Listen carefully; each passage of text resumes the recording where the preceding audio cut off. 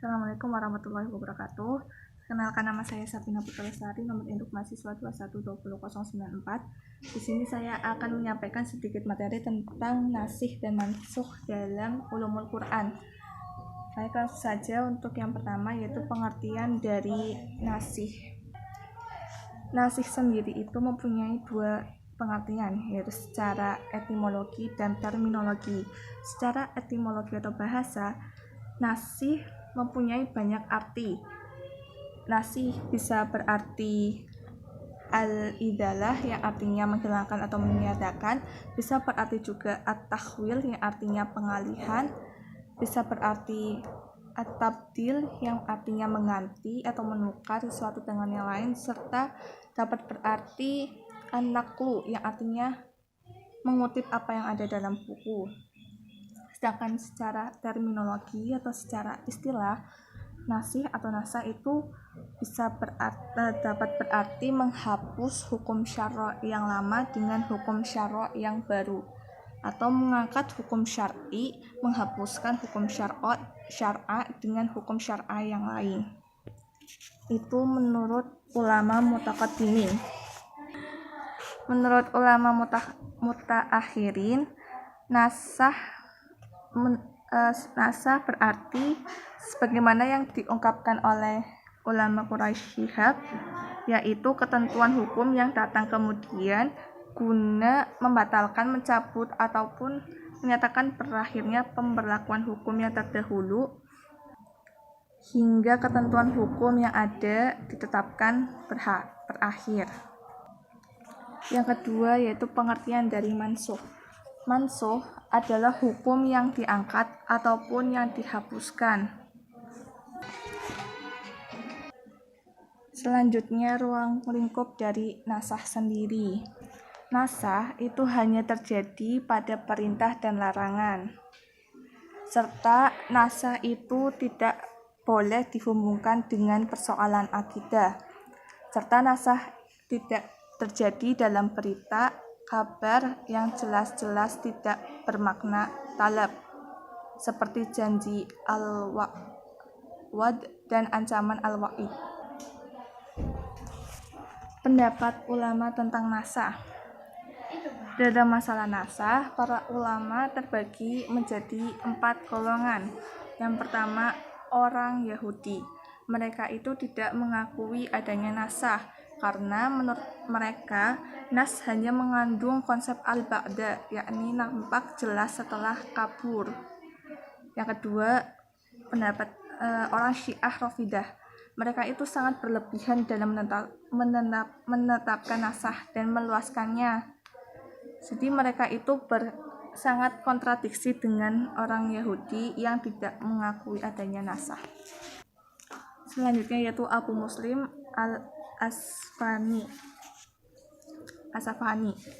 Menurutnya, secara logika nasah dapat saja terjadi, tetapi tidak mungkin terjadi menurut syara'.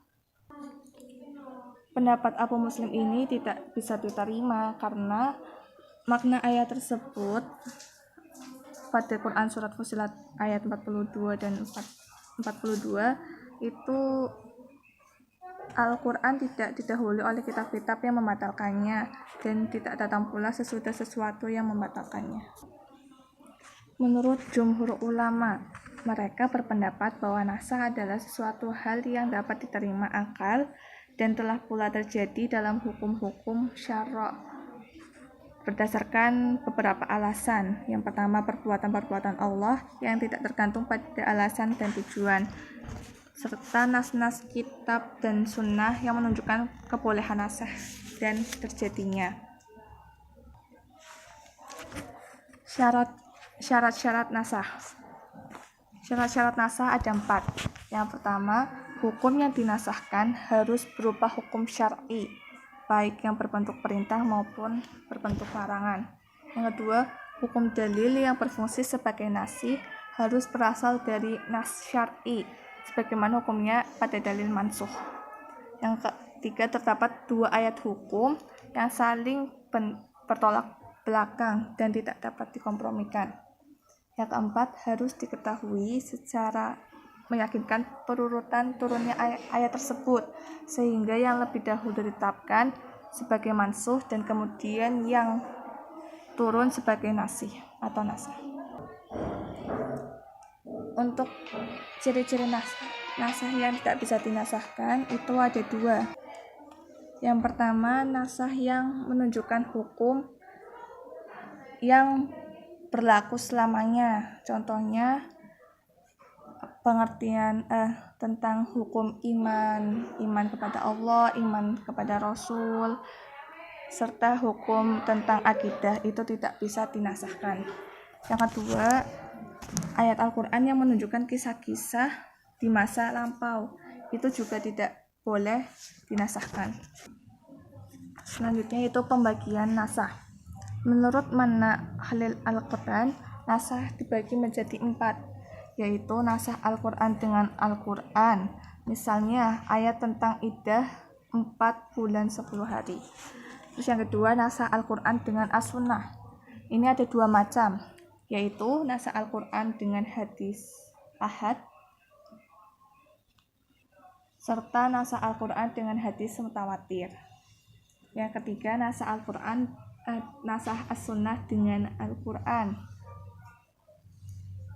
Contohnya masalah kiblat umat muslim yang dulu di Baitul Maqdis ditetapkan dengan sunnah, sekarang itu berganti ke Masjidil Haram, ditetapkan dalam Al-Quran, yaitu Quran Surat Al-Baqarah ayat 144. Selanjutnya yang keempat yaitu nasah As-Sunnah dengan As-Sunnah. Dalam kategori ini itu terdapat 4 bentuk, yaitu nasah mutawatir dengan mutawatir, yang kedua nasah ahad dengan ahad, nasah ahad dengan mutawatir, serta nasah mutawatir dengan ahad. 3 bentuk pertama itu dibolehkan, sedangkan pada bentuk keempat itu terjadi silang pendapat, seperti halnya perbedaan yang terjadi nasah Al-Quran dengan hadis ahad. Untuk mengetahui nasah itu juga ada caranya. Yang pertama, keterangan tegas dari Nabi atau sahabat. Terus yang kedua, kesepakatan umat bahwa ayat ini nasih atau mansuh. Serta yang ketiga yaitu mengetahui mana yang lebih dahulu turun dan mana yang lebih dulu dalam perspektif sejarah.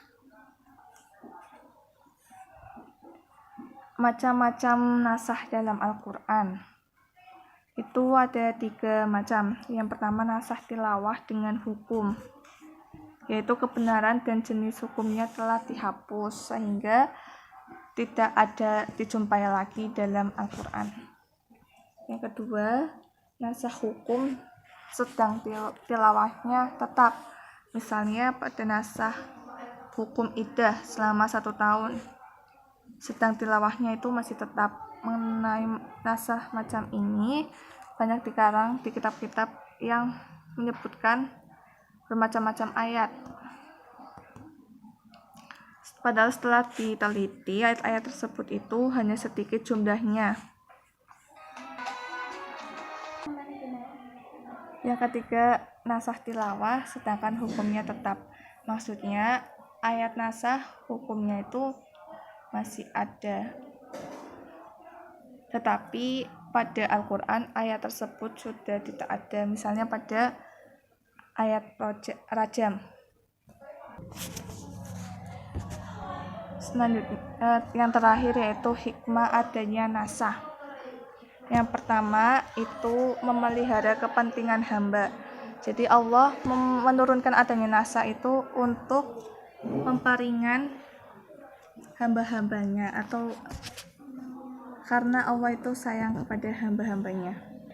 Yang kedua, perkembangan tasyri menuju tingkat sempurna sesuai dengan perkembangan takwa dan perkembangan kondisi umat manusia. Yang ketiga, cobaan dan ujian bagi orang mu'alaf untuk mengikutinya atau tidak. Serta yang keempat, mengkehendaki kebaikan dan kemudahan bagi umat. Sebab jika nasa itu beralih ke hal yang lebih berat, maka di dalamnya dapat tambahan pahala. Jika beralih pada hal yang lebih ringan, maka ia mengandung kemudahan atau keringanan. Sekian itu saja yang bisa saya sampaikan, kurang lebihnya mohon maaf. Wassalamualaikum warahmatullahi wabarakatuh.